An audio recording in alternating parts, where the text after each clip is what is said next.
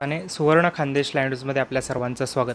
लोकशाहीचा खरा चेहरा हा संसदेच्या माध्यमातून दिसत असतो आणि याच संसदेमध्ये अनेक खासदार आपली चमक दाखवतात.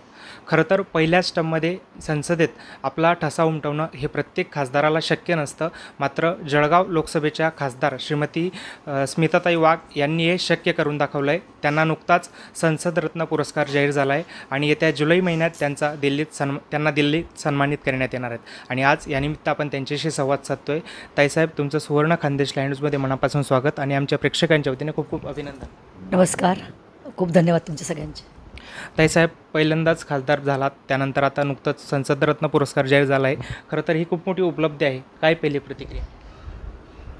प्राईम पॉईंट फाउंडेशनच्या वतीने दरवर्षी उत्कृष्ट सांसदपटू असे पुरस्कार दिले जातात. 2010पासनं हे पुरस्कार त्या माध्यमातून वितरित केले जातात. मला असं वाटतं की मला मनापासून खरं म्हणजे आनंद आहे. केलेल्या कामाची कोणीतरी दखल घेतं आहे आणि ती पाठीवर शाबासकीची थाप जेव्हा दिली जाते तेव्हा आणखी काम करण्यासाठी मला ऊर्जा आणि त्या ठिकाणी माध्यमातून मिळत असते. पण जर माझ्या नेते जे आहेत पंतप्रधान नरेंद्रभाई मोदी, अमितभाई शहा, जे पी नड्डाजी आणि महाराष्ट्राचे यशस्वी मुख्यमंत्री सन्माननीय देवेंद्रभाऊ फडणवीस, सन्माननीय आमचे प्रदेश अध्यक्ष बावनकुळे साहेब, आमचे संकटमोचक सन्माननीय गिरीशभाऊ महाजन आणि आमचे कार्याध्यक्ष अरविंद चव्हाण साहेब, हे जर नसते तर कदाचित मला तिकीट मिळालं नसतं. यांनी माझ्यावर विश्वास दाखवला आणि मला तिकीट दिलं. त्यामुळे जनता जनार्दनाने आशीर्वाद दिला आणि महायुतीचे सगळे आमदार, खासदार, पालकमंत्री आणि सगळ्या पदाधिकाऱ्यांनी खूप मेहनत घेतली आणि खूप मोठ्या मताधिक्याने मला ह्या ठिकाणी विजयी केलं आणि त्यामुळेच आज हा उत्कृष्ट संसदपटू हा पुरस्कार मिळतो आहे. याचा एक आनंद आहे. एकटा माणूस काहीच करत नसतो. एकटी स्मिताबागने ठरवतं सगळ्या बूथवर नाही जाऊ शकत. पण जे टीमवर्क असतं ते फार महत्त्वाचं असतं आणि नेत्यांचा आशीर्वाद आणि संघटनेच्या माध्यमातून पदाधिकाऱ्यांनी केलेली प्रचाराची धुरा आणि महायुतीच्या सगळ्या नेत्यांनी दिलेला आशीर्वाद आणि सगळ्यांच्या एकत्रित विजयामुळे आज मला हा संसदपटू पुरस्कार हा दिला जातो. याचा सगळा आनंद आहे. हा पुरस्कार मी माझ्या सगळ्या लोकांना त्या ठिकाणी समर्पित करते. हे सगळे लोक माझे घटक नसते तर कदाचित मी आज ह्या पुरस्कारात प्राप्त झालं नसतं. ताईसाहेब, जळगाव लोकसभेच्या पहिल्या महिला खासदार तुम्ही ठरल्यात 2024मध्ये. त्यानंतर तुम्ही पहिल्यांदा दिल्लीत ॲज अ खासदार म्हणून गेलात. 1 वर्षाचा कसा राहिला? खूप छान अनुभव आहे. देशाच्या सर्वोच्च सभागृहात काम करण्याचा एक वेगळा आनंद, त्या मोदी साहेबांच्या सोबत काम करण्याचा एक वेगळा आनंद मला माझ्यासारख्या नवीन खासदाराला त्या ठिकाणी आहे. आणि देशाच्या सर्वोच्च सभागृहात काम करताना वेगवेगळ्या प्रश्नांना, वेगवेगळ्या विषयांना त्या ठिकाणी हात घातला जातो आणि त्याचं एक माध्यम, आम्ही एक स्वरूप त्या ठिकाणी असतो. याचा एक वेगळा आनंद त्या ठिकाणी आहे आणि खूप विषयांना त्या ठिकाणी मार्गी लावताना एक वेगळा आनंद त्या ठिकाणी असतो. आपल्या विभागातले प्रश्न त्या ठिकाणी मांडून त्याचं निराकरण झालं तर जनतेलाही कुठेतरी एक आनंदाचा क्षण आम्हाला देता येतो आणि आम्हालाही आतून स्वतःला एक आनंद त्या ठिकाणी मिळत असतो. गेल्या 1 वर्षामध्ये कोणकोणत्या मुद्द्यावर तुम्ही तुमचं कामगिरी राहिली आहे ज्यामुळे तुम्हाला संसद रत्न पुरस्कार जाहीर झाला? कृषी असेल, सिंचन असेल, सामाजिक दृष्टिकोनाचे काही विषय असतील, असे वेगवेगळे विषय घेऊन आम्ही त्या ठिकाणी काम केलेलं आहे. मॅक्झिमम विषय हे कृषीचे असतात. सिंचनाचे आमचा पाडसाचा धरणाचा जो प्रोजेक्ट आहे त्या विषयावर आम्ही काम करतो आहे.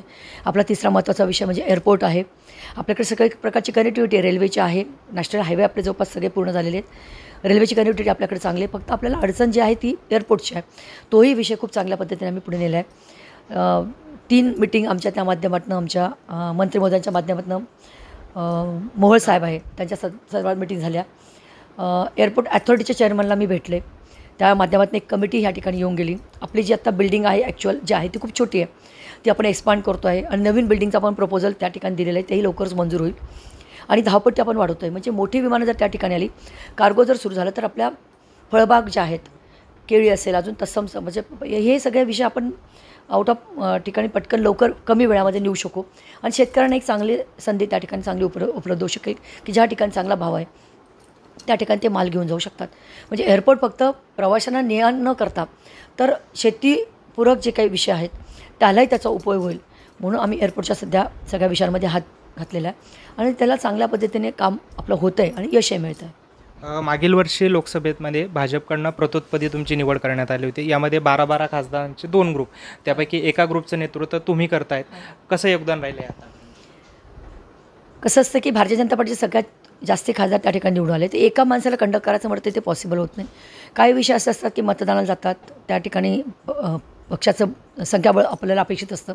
अशा वेळेला आम्ही 12-12चा जो काही गट आहे तर आम्ही आमच्या गटात जे 12 खासदार आहेत त्या लोकांपर्यंत कम्युनिकेशन करत त्या लोकांनी सभागृहामध्ये जास्त वेळ देणं आणि त्या माध्यमातून पटलावरचे जे काही विषय असतील जास्त मंजूर होण्यासाठी संख्याबळाची गरज पडते तर त्या माध्यमातून त्या लोकांकडे ते करून घेणं आणि दिवसभराचं आमचं कामकाज जे आहे त्याचा एक दिशा ठरलेली असते त्या दिशेने ते कामकाज नेणं याच्यासाठी सगळ्या खासदारांचं सहकार्य त्या ठिकाणी लागतं. ते एक चांगलं काम त्या माध्यमातून करता येतं आणि त्या माध्यमातून सगळ्या खासदारांची एकजूट एकमेकांशी इंटरॅक्शन हाही विषय त्या ठिकाणी आहे. कारण 540 लोकांपर्यंत आपण नाही पोचू शकत पण तिनं ज्या ग्रुपमध्ये आम्ही काम करतो त्या ग्रुपमध्ये आमचं एकमेकांचं इंटरॅक्शन होणं चांगले विषय त्या माध्यमातून मार्गी लागतात. जिल्हा स्तरावर केंद्र शासनाच्या ज्या काही योजना आहेत त्याची प्रभावीपणे अंमलबजावणी व्हावी यासाठी दिशा समिती स्थापन करण्यात आली आहे. यामध्ये दिशा समितीमध्ये तुमचा सक्रिय सहभाग राहिलेला आहे आतापर्यंत, याबाबत काय सांगा? सेंट्रल गव्हर्नमेंटच्या माध्यमातून दिशा ही कमिटी आहे त्याच्या जवळपास 67 विषयांना आपण ते ठिकाणात म्हणजे तुमचं पोस्ट ऑफिस असेल, BSNL असेल, रेल्वे असेल, एअरपोर्ट असेल, नॅशनल हायवे असतील, नॅशनल प्रोजेक्ट असतील, सगळ्या विषयांमध्ये तिथं त्या ठिकाणी चर्चा होते. त्या अनुषंगाने चर्चा झाल्यामुळे आमचे प्रोजेक्ट कुठं मार्गी लागत आहेत, कुठं मागे पडत आहेत, कुठं पुढं जात आहेत तर त्या अनुषंगाने चर्चा झाली तर आम्हाला आमचे कामं पुढे नेण्यासाठी आणि शेवटी हे जे काही प्रोजेक्ट आहे हे जनतेसाठीच आहेत त्यामुळे जनतेच्या सुखसुविधांसाठी हे प्रोजेक्ट असल्यामुळे त्या प्रत्येक प्रोजेक्टवर आमची जर त्या ठिकाणी चर्चा झाली साधारणतः 3 महिन्यातनं आम्ही 6 महिन्यातनं ही मीटिंग घेतो आणि सगळ्या डिपार्टमेंटचे HOD तिथं अपेक्षित असतात. MSCBचे विषय आहेत कारण हे सगळे विषय जनतेशी कनेक्ट आहेत आणि ह्यातून एखादा विषय जर मार्गी लागला तर जनतेचा सगळ्यांच्या सुखासाठी तो एक चांगला प्रयोग त्या ठिकाणी होतो. म्हणून दिशा कमिटीमध्ये आम्ही खूप विषयांमध्ये आमची चर्चा होते. सगळे अधिकारी असतात, पदाधिकारी असतात, कलेक्टर असतात, CO असतात, पालकमंत्री सगळे असतात त्याच्यात. त्यामुळे चांगले विषय त्या माध्यमातून होते आणि हेल्दी चर्चा त्यातनं झाली तो विषय चांगल्या पद्धतीने मार्गी लागतो. पण त्यामध्ये असे अनेकदा असं बघायला गेलं की तुम्ही वारंवार अधिकाऱ्यांना सूचना देतात पण अधिकाऱ्यांकडनं काम करताना कुठेतरी दिरंगाई होते का असं तुम्हाला वाटतं? काय ते प्रशासनामध्ये अधिकारी आणि पदाधिकारी जर दोन चाकं आहेत ती चाकं जर सोबत चालली तर चांगल्या पद्धतीने त्या ठिकाणी काम होतं. त्यातलं एक चाक जर मागे पडलं तर मग सगळा प्रोजेक्ट त्या ठिकाणी कुठेतरी मागे पडतो. खरं म्हणजे आमचा काही स्वार्थ नाही. आम्हाला लोकांनी निवडून दिले म्हणून लोकांच्या समस्या घेऊन तिथं जाणं आणि तिथून ते विषय मार्गी लावणं याच्यासाठी अधिकाऱ्यांचं कॉर्पोरेशनशिवाय आम्ही पुढे जाऊ शकत नाही. त्यामुळे मला वाटतं दोघांनी जर त्यांची जबाबदारी योग्य रीतीने जर सांभाळली तर तो प्रोजेक्ट चांगला मार्गी लागतो. काही अधिकारी खूप चांगलं काम करतात, काही अधिकारी कुठेतरी मागे पडतात मग त्यांनाही तो सोबत घेणं गरजेचं पडतं. मग मिटिंगमध्ये म्हणा ते म्हणा त्या माध्यमातून त्यांनाही पुश करून आम्ही तो प्रोजेक्ट पुढे नेण्यासाठी प्रयत्न करतो. मागे एक सर्वे आला होता जळगाव जिल्ह्याचे बेरोजगारी संदर्भात, त्या ठिकाणी प्रश्नचिन्ह उपस्थित झाले आणि पूर्ण महाराष्ट्रामध्ये बेरोजगारीच्या बाबतीत जळगाव जिल्हा नंबर 1चा ठरला.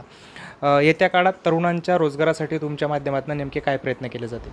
आम्ही काही कंपन्यांशी बोलणं करतो आहे पण मुळात तुम्ही सांगितलं आहे तुम्हाला की आपल्याकडे एअरपोर्टची अजून जी म्हणावी जी आपल्याला अपेक्षित आहे व्यवस्था ती आत्ता आपण मार्गी लावतो आहेत. तर मी म्हटलं ना की कोणताही उद्योग व्यवसाय यायला त्याला पाणी पाहिजे मुबलक, त्याला MSCBची म्हणजे पॉवर पाहिजे आणि तिसरा विषय त्याला सगळ्या गोष्टींची कनेक्टिव्हिटी पाहिजे. आपल्याकडे रेल्वेची कनेक्टिव्हिटी खूप चांगली आहे, आपल्याकडे नॅशनल हायवेची कनेक्टिव्हिटी खूप चांगली आहे, तळागाळापर्यंत आपले रस्त्यांचं जाळं चांगल्या पद्धतीने पसरलं आहे. आपण कमी पडतो एअरपोर्टच्या संदर्भात. मोठा उद्योग आणताना पहिला विषय येतो की एअरपोर्ट आहे का, म्हणूनच तर आम्ही एअरपोर्टच्या मागे जे काही लागलो आणि त्याच्यामुळेच लागलेलं आहे की एकदा आमचं एअरपोर्ट जरा अद्ययावत झालं तर आम्हाला मोठे उद्योग आणण्यासाठी कुठेतरी प्रपोजल करता येतील आणि त्या माध्यमातून निदान 15-20 म्हणजे 10-12 हजार 8,000 4,000 कोटीचे जर प्रोजेक्ट ह्या ठिकाणी आले तर ही बेरोजगारी कुठं ना कुठं आम्ही कमी करू शकतो. पण आम्ही स्टेप बाय स्टेप त्या माध्यमातून जातो आहे. शेवटचा प्रश्न, लोकसभा निवडणुकीच्या निकालाबाबत बोलायचं झालं तर मोठ्या प्रमाणात तुम्हाला मताधिक्य त्या ठिकाणी मिळालं होतं आणि यानंतर साहजिकच आहे जनतेच्या देखील तुमच्याकडनं अपेक्षा वाढलेल्या आहेत. येत्या काळात म्हणजे आता जो काळ आहे उरलेला त्या काळामध्ये जनतेचा अपेक्षा कशा पद्धतीने तुमच्या माध्यमातून पूर्ण केल्या जातात? काही मिशन घेऊन आम्ही काम करतो आहे. वेगवेगळ्या इथं ज्या संस्था आहेत म्हणजे शैक्षणिक डिपार्टमेंट असेल, मी म्हटल्याप्रमाणे रेल्वेचे काही विषय असतील, BSNLचे काही विषय, जसं BSNL कुठेतरी मागे पडलेलं होतं पण सन्माननीय पंतप्रधान नरेंद्रभाई मोदींनी खूप मोठा निधी देशभरातल्या BSNLसाठी दिला आणि आज तळागाळापर्यंत प्रत्येक ग्रामीण भागापर्यंत जोडण्याचं काम त्या माध्यमातून चाललं आहे. म्हणजे जनतेच्यासाठी आवश्यक असणाऱ्या गोष्टी शोधून ते शासकीय माध्यमातून मार्गी लावणं हे प्रत्येक लोकप्रतिनिधींचं काम आहे आणि मला वाटतं ते काम मी करते आहे. माझ्याकडचे विषय तुम्ही सांगितले की बेरोजगारी आहे, एअरपोर्टचा विषय आहे, धरणाचे काही माझे विषय आहेत आणि त्या अनुषंगाने रेल्वेचे पण काही विषय आहेत. रेल्वे बघितलं असेल की 10 वर्षात खूप मोठी प्रगती रेल्वेने केली आहे. खूप नवीन गाड्या सुरू झाल्या पण त्या माध्यमातून ट्रॅक पण असणं पाहिजे, रेल्वे लाईन असणं पाहिजे. गरज आता आपली 4थी आणि 5व्या लाईनचं काम सुरू आहे. जेव्हा हे कामं पूर्ण होतील तेव्हा आपल्या काही गाड्या ज्या आहेत की जिथं थांबा देणं गरजेचं आहे, स्टे देणं गरजेचं आहे. बघितलं असेल 5 वर्षात आपण एकच स्टे देऊ शकलेलो नाही आहे, कारण आपल्याकडे ट्रॅक उपलब्ध नाही, कारण लाईन नाही आहे आपल्याकडे.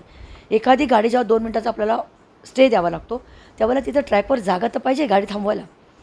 ह्या गोष्टी सरकार चौरंगी म्हणजे चहू बाजूने विकासासाठी बघितलं असेल की बघितलं आहे. आत्ता एवढं मोठं युद्धाची आपली समस्येला आपण सामोरं गेलो, पण ज्या पद्धतीने आपल्या सैन्य दलाने असेल, पंतप्रधान नरेंद्रभाई मोदींनी असेल, ज्या पद्धतीने त्या विषयाला ते सामोरे गेले, ह्याचं म्हणजे की भारत कुठंच मागं नाही आहे.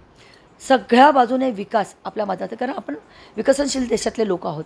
आणि हे सगळं विषय घेऊन मग माझ्या लोकसभेच्या माध्यमातून म्हटलं की मी जसं सांगितलं की बेरोजगारचे विषय असतील, एअरपोर्टचे विषय असतील, रेल्वेचे काही विषय असतील, BSNLचे विषय असतील, आम्ही ह्या प्रत्येक गोष्टीवर साधारणतः महिना दीड महिन्यामध्ये त्याच्या मीटिंग घेतो.